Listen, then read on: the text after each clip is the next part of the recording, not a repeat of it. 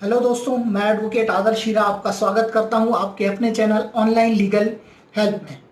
दोस्तों, पिछले कुछ वीडियोस में हम बात करते आ रहे हैं कि बैंकिंग ओम्बड्समैन क्या होते हैं, उनके बिफोर में आप किस किस तरह की कंप्लेंट्स फाइल कर सकते हैं, क्या क्या इश्यूज होते हैं जिनको लेकर आप बैंकिंग ओम्बड्समैन के पास जा सकते हैं।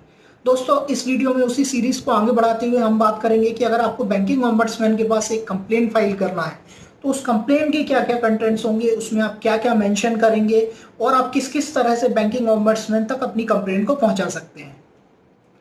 सबसे पहले जो बैंकिंग ओम्बड्समैन के पास हम कंप्लेन कर सकते हैं उसके तीन मोड्स होते हैं।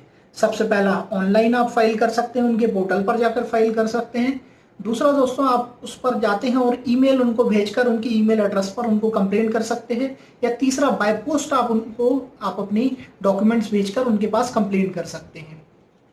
अब बात करते हैं कि अगर आप एक बाय पोस्ट उनको लेटर भेज रहे हैं तो उसके क्या क्या कंटेंट्स होंगे और उनको कंप्लेन आपको कैसे करनी होगी।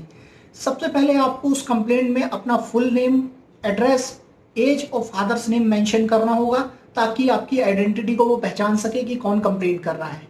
दूसरी चीज दोस्तों, आपको उसमें लिखना होगा कि आपके बैंक का अकाउंट नंबर क्या है और आपके बैंक का आईएफएससी कोड क्या है।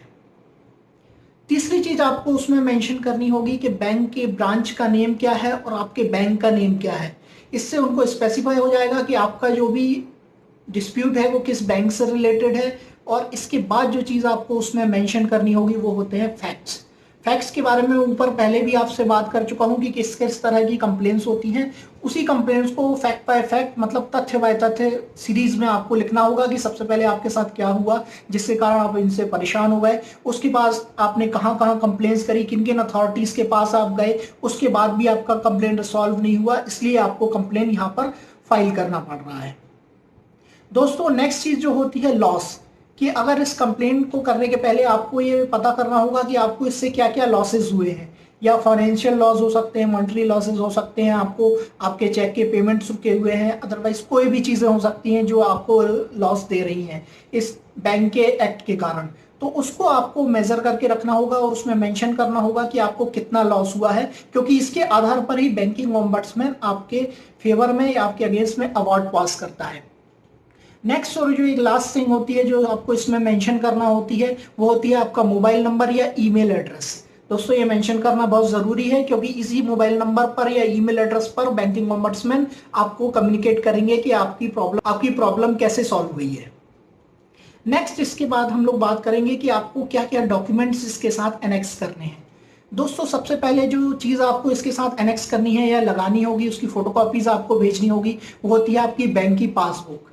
जी हाँ दोस्तों, इसके साथ साथ आपके ट्रांजैक्शन के डिटेल्स भी होने चाहिए बैंक पासबुक में, जिसकी फोटोकॉपी भी आपको उसके साथ लगानी होगी। इसके बाद आपका आधार कार्ड है जो आपकी आइडेंटिटी के लिए बहुत ज़रूरी होता है। नेक्स्ट जो चीज़ है वो है पैन कार्ड। ये भी आपकी फाइनेंशियल आईडी के लिए बहुत ज़रूरी होता है कि आप टैक्स पेयर हैं या नहीं है। आजकल तो बैंक में अकाउंट्स खोलने के लिए भी पैन कार्ड को असेंशियल कर दिया गया है, इसलिए आप अपने पैन कार्ड का कॉपी ज़रूर अनेक्स करें। चौथा जो सबसे इंपॉर्टेंट डॉक्यूमेंट्स होता है उनको कहा जाता है रिलेटेड डॉक्यूमेंट्स। मान लीजिए कि आपका लोन सैंक्शन नहीं हो रहा है, आपने सारे पेपर्स को सबमिट किया है, आपका लोन सैंक्शन नहीं हो पा रहा है, तो आपको उस लोन की जो रिपोर्ट आपने बनाई थी या प्रोजेक्ट रिपोर्ट जिसको कहा जाता है, लोन सैंक्शन पहले से होने से पहले आपने जमा की थी, उसकी कॉपी जरूर आपको उसके साथ फाइल करना है। अगर आपका सैंक्शन लेटर आ चुका है और उसके बाद आपका पेमेंट डिस्पर्स नहीं हो रहा है तो उसके साथ साथ आपको लगाना पड़ेगा वो सैंक्शन लेटर, और ये डिले के बारे में आपको उसको बताना होगा। दोस्तों, आपको हमारा ये वीडियो कैसा लगा नीचे लाइक करके कमेंट करके जरूर बताइए। नीचे हमारा नंबर दिया गया है, उस पर आप हमसे कनेक्ट कर सकते हैं और हमसे अपॉइंटमेंट बुक कर सकते हैं।